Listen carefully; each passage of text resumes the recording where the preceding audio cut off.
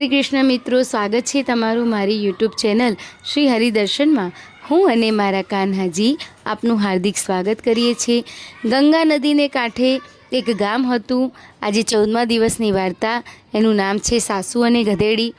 ગંગા નદીને કાંઠે એક ગામ હતું અને તેમાં એક ડોસી રહે। ડોસીને એક છોકરો હતો। ડોસી, છોકરો અને છોકરાની વહુ ત્રણેય જણા ખાઈ પીને આનંદ કરે। એવામાં પુરુષોત્તમ માસ આવ્યો। પુરુષોત્તમ માસ અતિ પાવન ગણાય, તેથી ઘરડે ઘર પણ ડોસીને પુરુષોત્તમ માસ નહાવાની ઈચ્છા થઈ। ડોસીએ પોતાના દીકરાને કહ્યું, ભાઈ, મારે પુરુષોત્તમ માસ નદીએ નહાવું છે, પણ પગે ચલાતું નથી, શું કરું? દીકરીએ કહ્યું, માં, તમારી ઈચ્છા જ હોય તો હું 1 મહિના પૂરતી નદી કાંઠે ઝૂંપડી બાંધી આપું, તેમાં રહો અને નાહી ધોઈને પ્રભુ ભજન કરો। ડોસીની દીકરાની વાત ગમી ગઈ અને તે રાજી થઈ ગઈ। નદી કાંઠે રહેવા લાગી। છોકરાએ એક સરસ ઝૂંપડી બાંધી આપી અને 30 દિવસ ચાલે તેટલા લાડુ કરાવી ઝૂંપડીમાં મોકલાવ્યા। ડોસી તો ત્યાં નિત્ય પ્રમાણે નાહે ધુવે, એકટાણું કરે, કથા વાર્તા સાંભળે અને આનંદમાં રહે।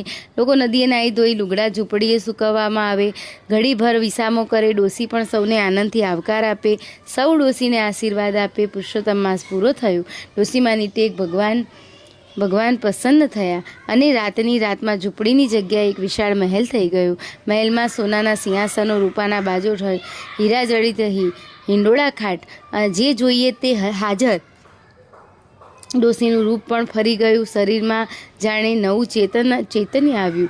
ડોસીનો દીકરો છેલ્લા દિવસે ડોસીને લેવા નદી કાંઠે ગયો। છોકરો ભારે અચંબામાં પડી ગયો।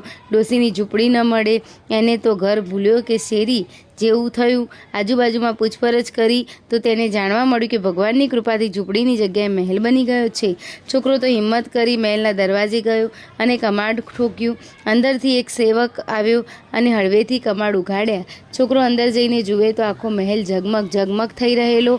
તે પોતાની માને ઓળખી પણ ન શક્યો, પણ ડોસી દીકરાને જોતા જ વાલથી ભેટી પડી અને બધી વાત કરી કે ભગવાનની કૃપાથી આ બધું આપણને મળ્યું છે।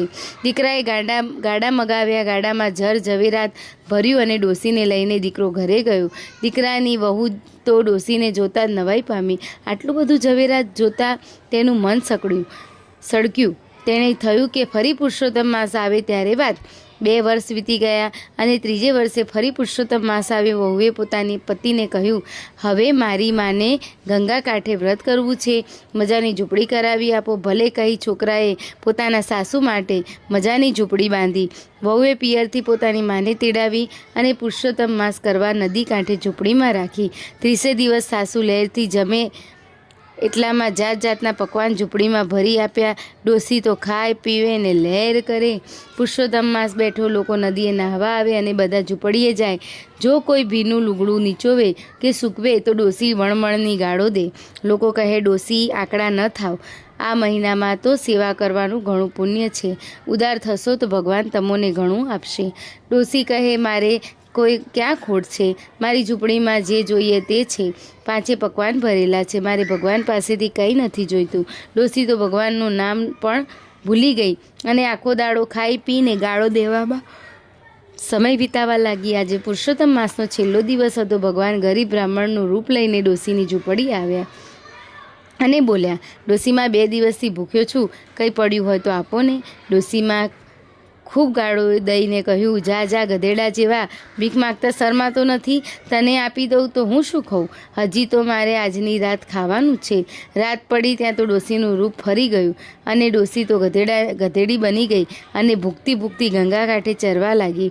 બીજો દિવસ થયો અને ત્યાં તો વહુ પોતાના માને લેવા માની ઝૂંપડી આવીને ઝૂંપડી જુએ તો ઝૂંપડી ખાલી ખમ, ન મળે ડોસી કે ન મળે ખાવાનું। વહુ તો આજુબાજુમાં પૂછવા લાગી, ભાઈ રે, બહેન રે, આ ઝૂંપડીની ડોસી રહેતા હતા તે ક્યાં ગયા? કોઈએ જોયા હોય તો મને બતાવો ને।